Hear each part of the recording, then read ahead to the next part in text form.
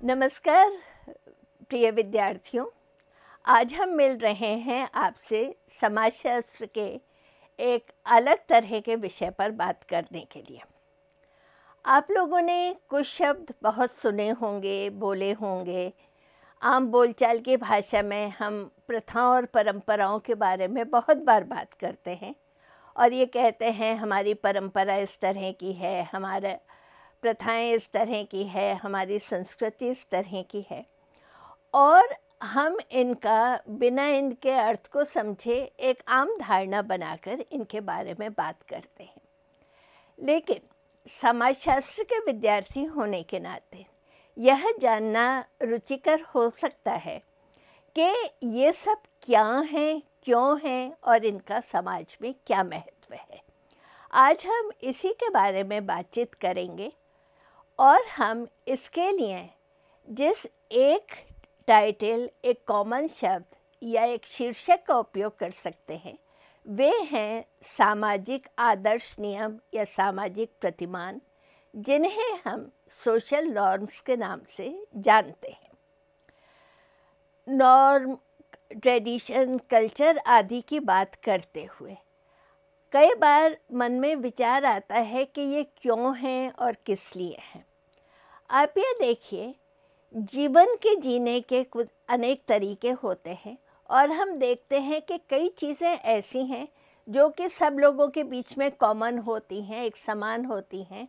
एक व्यक्ति जैसा व्यवहार कर रहा है वैसा व्यवहार दूसरे लोग भी करने लगते हैं और उनकी देखा देखी इस तरह से वो चीज़ें समाज में चलती जाती हैं, बढ़ती जाती हैं और वे काम करने के तरीके जो कि ज़्यादातर लोगों के एक जैसे होते हैं, एक प्रथा, परंपरा या जनरीति के रूप में आ जाते हैं।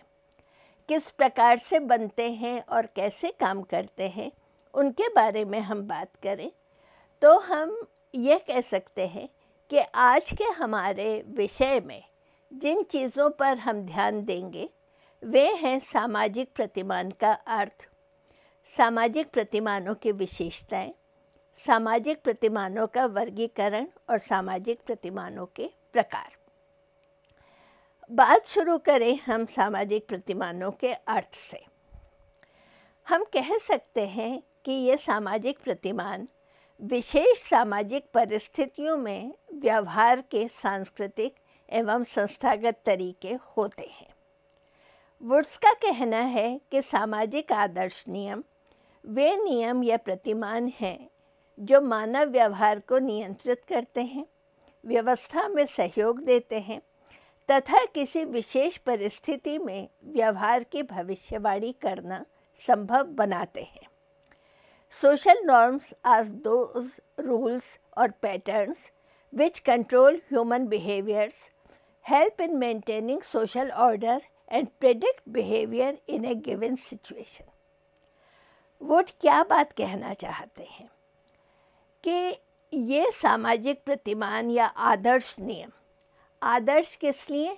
क्योंकि हम इनको उच्च, अनुकरणीय, महत्वपूर्ण मानते हुए उनके अनुसार व्यवहार करते हैं। वे हैं जो कि हमें बताते हैं कि क्या व्यवहार करना चाहिए, हम पर नियंत्रण रखते हैं कि हम उन्हीं व्यवहारों को करें, हमें प्रिडिक्ट करते हैं कि किन परिस्थितियों में किस प्रकार का व्यवहार करना होगा और इस तरह से सामाजिक व्यवस्था को बनाए रखने में सहयोग करते हैं। आप ये मानकर चलिए कि अगर ऐसा न हो, अगर हर कोई अपनी मनमानी करने लगे तो समाज या समूह की व्यवस्था तो समाप्त हो जाएगी। फिर समाज में व्यवस्था नहीं बल्कि अराजकता होने लगेगी। समाज अपने ढंग से संतुलित रूप में चले, समाज का संगठन बना रहे, इसके लिए इन प्रतिमानों की आवश्यकता होती है।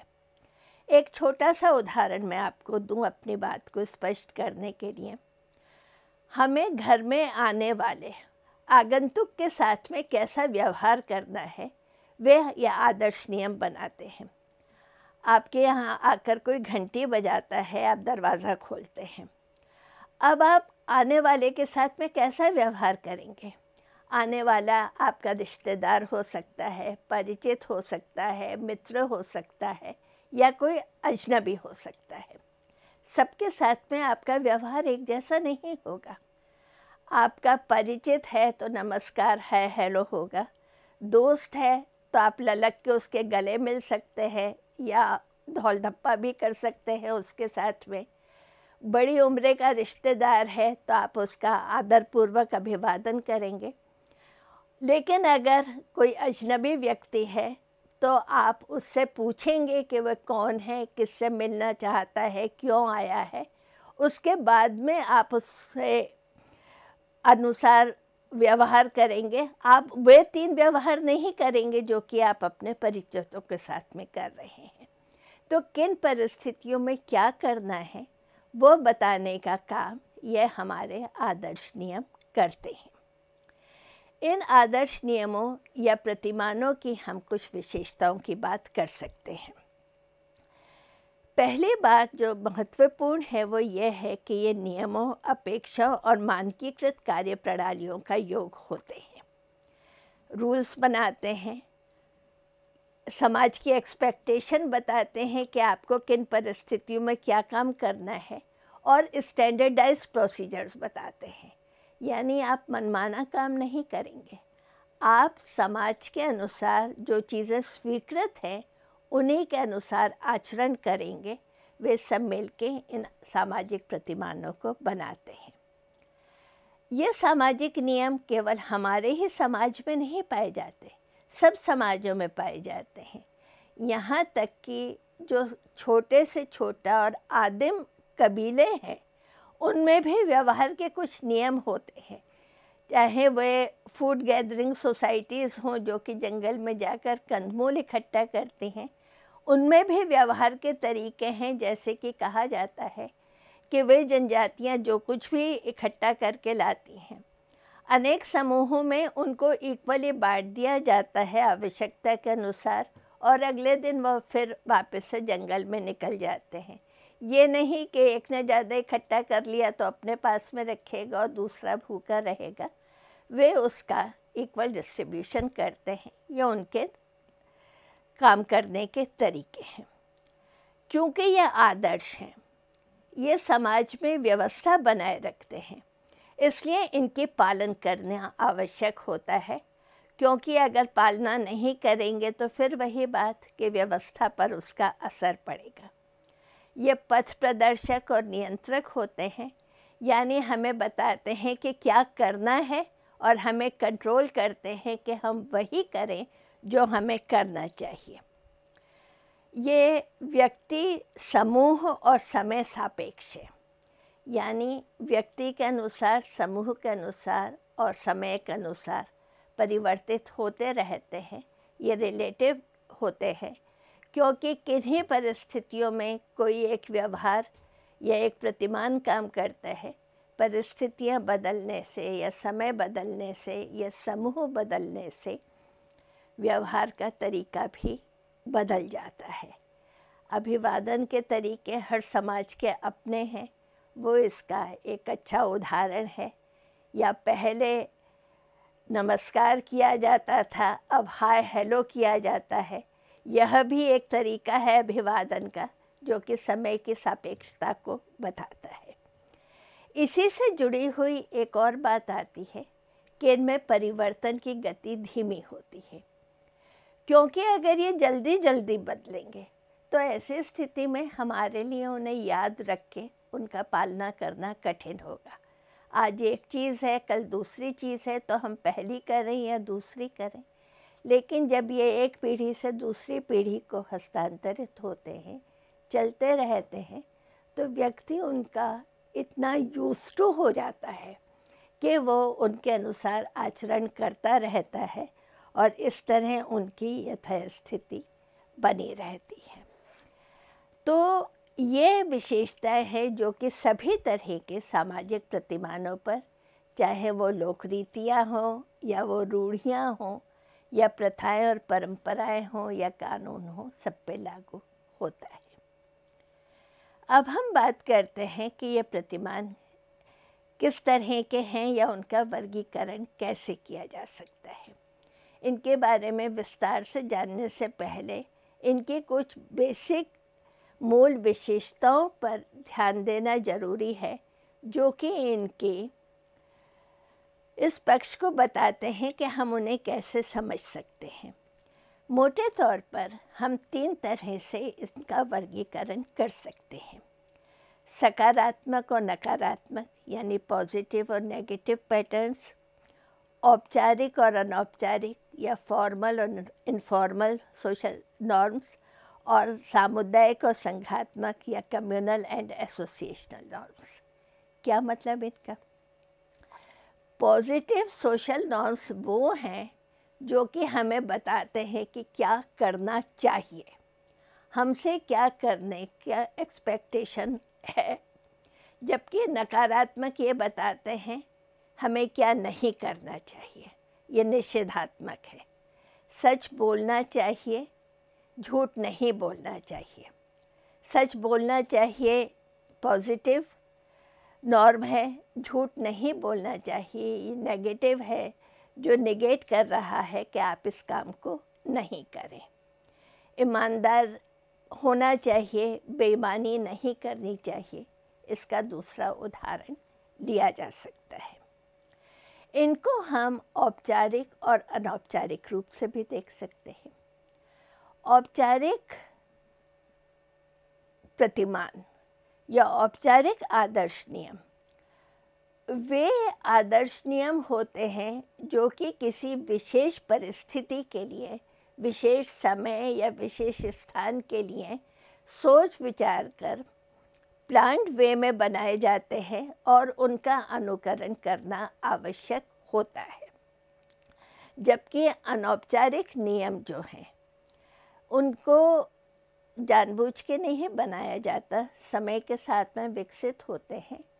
उनको कहीं पे लिखा नहीं जाता, कहीं उनकी रिकॉर्डिंग नहीं होती, लेकिन हम अभ्यासवश उनकी पालना करते रहते हैं। हम सेना की बात करें, सेना में एक सैनिक का कैसा व्यवहार होगा, वो अपने सीनियर और जूनियर के साथ में किस प्रकार का व्यवहार करेगा, कैसा सलूक करेगा, सीनियर का अभिवादन करने का क्या तरीका होगा, उसके अपने निश्चित नियम है और उनके लिए उन प्रोटोकॉल का पालन करना ज़रूरी है। लेकिन घर में या दोस्तों के बीच में वह उस ढंग से अभिवादन नहीं करेगा। वहाँ पर अभिवादन का तरीका, नमस्कार या हाय या हाथ मिलाना, वो बिल्कुल अलग होगा पहली स्थिति के मुकाबले। कोर्ट में आप देखिए, जज और वकील के बीच के जो संबंध है वो कुछ निश्चित नियमों के आधार पर है कि जज कहाँ पे बैठा होगा, वकील कहाँ पर खड़ा होगा और वो किस तरह से उनको संबोधित करके अपनी बात कहेगा। लेकिन वह बात क्लब में मिलने वाले दोस्तों पर लागू नहीं होगी। ये इनमें हम अंतर का एक तरीका मानते हैं। और इसी से जुड़ा हुआ जो तीसरा रूप आता है वह है सामुदायिक और संघात्मक। सामुदायिक नॉर्म्स, सामुदायिक आदर्श नियम वे आदर्श नियम हैं जो पूरे समुदाय या समूह पर लागू होते हैं। बातचीत करने का तरीका, खान पान का तरीका, कपड़े पहनने का तरीका, ये सब ऐसे हैं जो कि सामुदायिक आदर्श नियमों की उदाहरण के तौर पर रखे जा सकते हैं। जबकि संघात्मक या एसोसिएशनल नॉर्म्स वे होते हैं जो किसी पर्टिकुलर एसोसिएशन में हम पाते हैं। और इस रूप में आप देखिए, जो फॉर्मल नॉर्म्स या औपचारिक आदर्श नियम हैं उनको हम एसोसिएशनल नॉर्म्स के साथ में जोड़ सकते हैं, उनको हम एक कैटेगरी में रख सकते हैं। और अनौपचारिक आदर्श नियम और सामुदायिक आदर्श नियमों को हम एक साथ क्लासिफाई कर सकते हैं, क्योंकि समुदाय के सामान्य व्यवहारों से संबंधित जो परंपराएं, रीति रिवाज आदि हैं वे प्राय अनौपचारिक होती हैं। जबकि किसी फॉर्मल ऑर्गेनाइजेशन, चाहे वो स्कूल हो, चाहे वह आर्मी हो या कोई और स्थान हो। इवन संसद में ही आप देखिए, संसद का अपना डेकोरम, अपना प्रोटोकॉल होता है, और वहाँ पे सांसदों के जो संबंध हैं वो औपचारिक रूप से अलग प्रकार के होते हैं, और वही लोग जब बाहर मिलते हैं तो उनके संबंध अलग प्रकार के हो जाते हैं। तो इस तरह से हम इन आदर्श नियमों को वर्गीकृत कर सकते हैं। अपनी बात को हम और आगे बढ़ाएं, और अब हम बात करें कि ये प्रतिमान कितने तरह के होते हैं या उनको हम कितने प्रकार के रूप में देख सकते हैं। इनकी लिस्ट बहुत लंबी है, और इनके महत्व के आधार पर इनका महत्व कम या अधिक, या इनका पॉपुलैरिटी, इनका प्रचलन कम या अधिक हो सकता है। लेकिन इनका हम अगर उल्लेख करें तो हम यह पाते हैं कि अनेक समाजशास्त्रियों ने इनका उल्लेख किया है, जैसे किंग्सले डेविस, रॉबर्ट बीरस्टीड आदि ने यह माना है कि महत्वपूर्ण प्रतिमानों में जनरीतियाँ, प्रथाएं और परंपराएं, रूढ़ियाँ और कानून आदि नैतिकता आते हैं, जबकि परिपाटी, शिष्टाचार, फैशन, धुन या सनक ऐसे प्रतिमान हैं जो कि तुलनात्मक रूप से थोड़े कम महत्व के हैं, लेकिन फिर भी उनका अपना स्थान, उनकी अपनी इम्पोर्टेंस समाज में होती है। इसमें हम सबसे पहले बात करेंगे जनरीतियों के बारे में। जनरीतियाँ या फोकवेज। सबसे पहले अमेरिकी समाजशास्त्री विलियम ग्राहम समनर ने 1906 में अपनी पुस्तक फोकवेज में इस शब्द का प्रयोग किया था। इस पुस्तक में उन्होंने दो शब्दों फोकवेज यानी जनरीतियाँ या लोकरीतियाँ और मोरिस लोकाचार या रूढ़ियाँ, इनके द्वारा प्रचलित प्रथाओं या व्यवहार के तरीकों के महत्व और विकास की चर्चा की है। फोक वेस, फोक यानी जन या जनता, और वेस तरीके, वे तरीके जो कि जनता में प्रचलित हैं।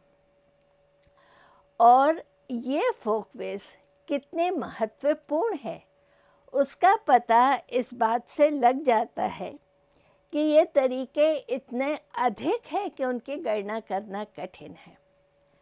उठने बैठने का तरीका, सोने जागने का तरीका, खाने पीने का तरीका, कपड़े पहनने का तरीका, चलने का तरीका, बात करने का तरीका, हर जगह हमें इस तरह के लोकरीतियाँ मिलती हैं।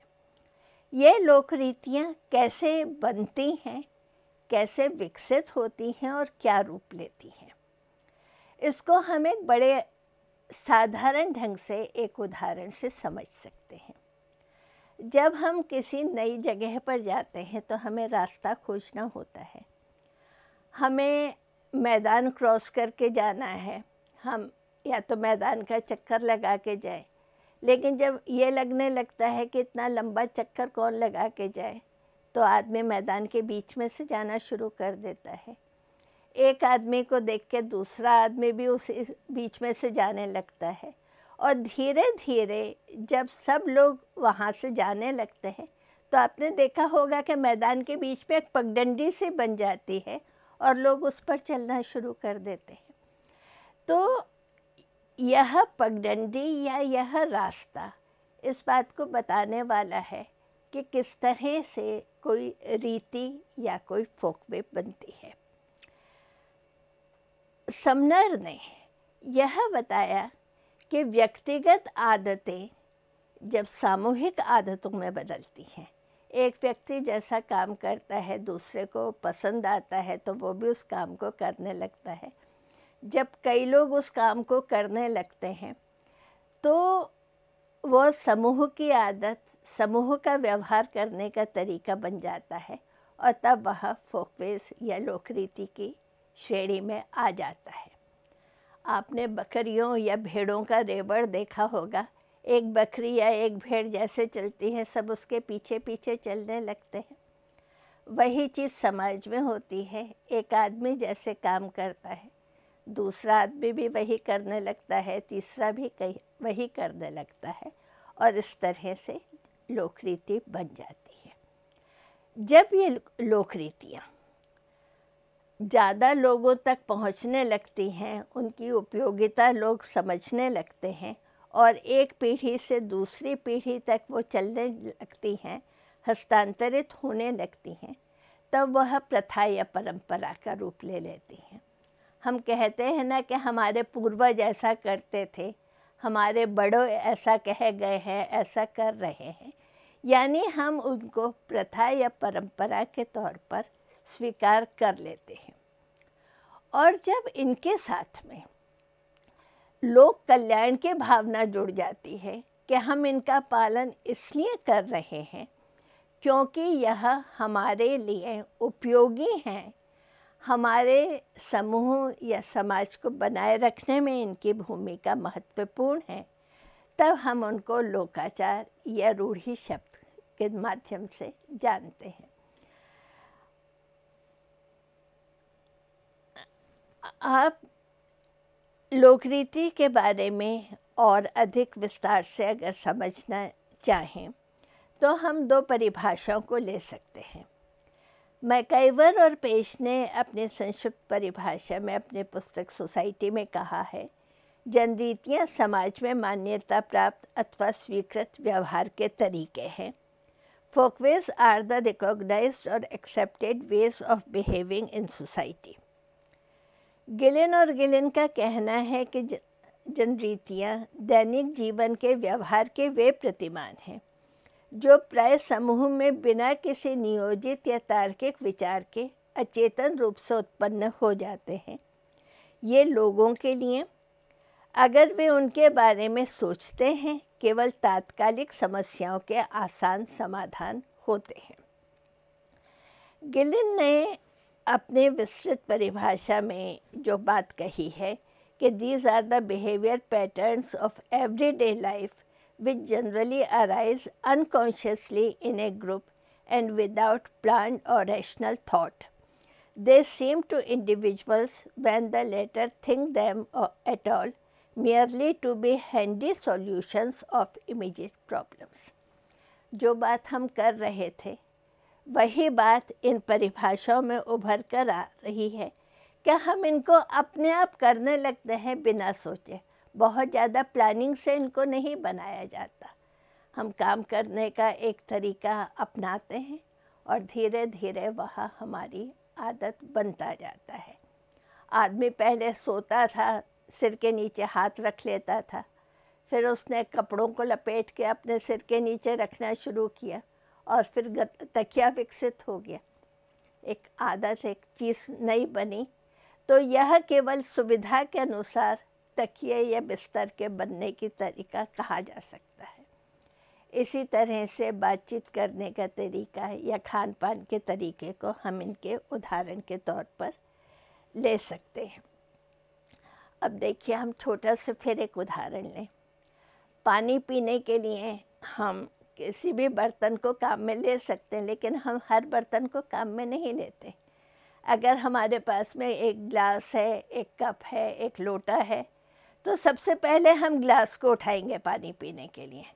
अगर कोई कप में पानी पिए तो ये होगा कि क्यों गिलास नहीं है कि जो कप में पानी पी रहा हूँ। पर अगर चाय पीनी है तो उसके लिए कप उठाया जाएगा। अगर हम लोटे से पानी पीना चाहते हैं तो फिर आप देखिए व्यवहार का अंतर। गिलास से हम मुंह लगा के पानी पीते हैं या पी सकते हैं, लेकिन अगर हम लोटे का उपयोग कर रहे हैं तो हम लोटे को मुंह लगा के झूठा नहीं करते, हम ऊपर से पानी पीते। व्यवहार का मान्य तरीका कि किससे मुंह लगा के पानी पीना है, किससे ऊपर से पानी पीना है, और हम इसको एक्सेप्ट करते हैं। और अगर कोई नहीं करता तो उसको डांटा जाता है, उसको निषेध किया जाता है, लोटे को मुंह मत लगाओ, सारा पानी जूठा हो जाएगा। यह है लोकरीति का एक उदाहरण कि हम उस चीज़ को अपने आप स्वीकृत करके उसके अनुसार काम कर रहे हैं। इससे हम जनजातियों की कुछ विशेषताओं का उल्लेख कर सकते हैं।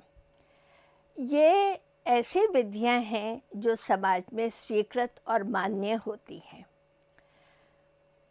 और इनके पालना अभ्यासवश होती है। हम हैबिचुअल वे में इनके पालना करते रहते हैं कि ये काम तो ऐसे करना है, सवेरे उठना है तो उठ के सबसे पहले जाके मुंह धोना है, उसके बाद में हम मैकेनिकली वो काम करते हैं, हमें ध्यान भी नहीं जाता कि कब हमने बिस्तर छोड़ा और हम वॉश बेसिन के सामने जाकर खड़े हो गए। ये स्वतः विकसित होती हैं, यानी अपने आप मनुष्य जब एक ढंग से काम करता है और उसको उपयोगी लगने लगता है तो वह उनका पालना करने लगता है और जनरीतियाँ विकसित होती हैं। अनियोजित और असंगठित होती हैं क्योंकि इनको प्लान नहीं किया गया है। सबसे इंटरेस्टिंग बात ये कि ये अलिखित होती हैं। कहीं भी आपको लिखित रूप में किसी भी समाज की जनरीतियाँ नहीं मिलेंगी। कुछ बातों को भले ही लिख लिया जाए, लेकिन कोई भी ये दावा नहीं कर सकता है कि वो अपने समाज की सारी लोक रीतियों को जानता है और उसको लिख कर रखा है। ये व्यवहार में एकरूपता लाती हैं क्योंकि सब लोग इनका पालन करते हैं। मानव व्यवहार की नियंत्रक और व्यवस्था को बनाए रखती हैं। गणना करने में कठिन है ये बात हमने कर ली। पीढ़ी दर पीढ़ी चलती आती हैं। समूह सापेक्ष होती हैं, इसके बारे में भी हम बात कर चुके हैं। और एक और चीज़ जो महत्वपूर्ण है कि ये समाजीकरण के संस्थाओं, प्राथमिक संस्थाओं जिसमें कि परिवार और मित्र समूह आते हैं, उनके द्वारा न केवल सिखाई जाती हैं बल्कि वे उन पर अनौपचारिक रूप से नियंत्रण भी रखते हैं। अरे घर में मेहमान आए, तुमने नमस्ते नहीं की, जाके नमस्ते करो। घर में कोई रिश्तेदार आते तो सबसे उम्मीद की जाती है ना कि आके मिलेंगे। जो नहीं आता उनको डांटा जाता है, बुलाया जाता है। बड़ों से आप कह के बात करनी है, छोटों को हम तुम कह सकते हैं, लेकिन अगर हम बड़ों से तू तड़ाक करेंगे तो डांटा जाएगा कि आप ऐसे कैसे बोल रहे हो।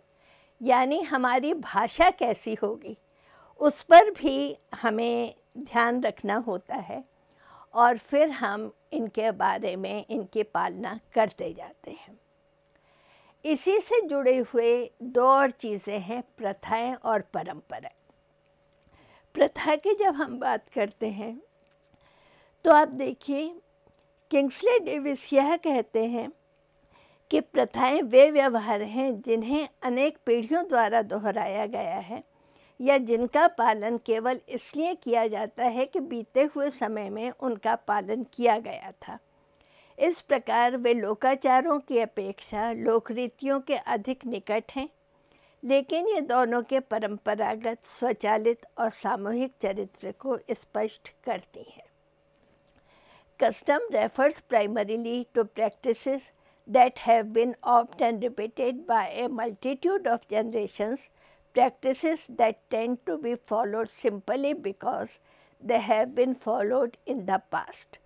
The term is therefore closer to folkways than to mores, but it tends to convey the traditional, automatic mass character of both of them.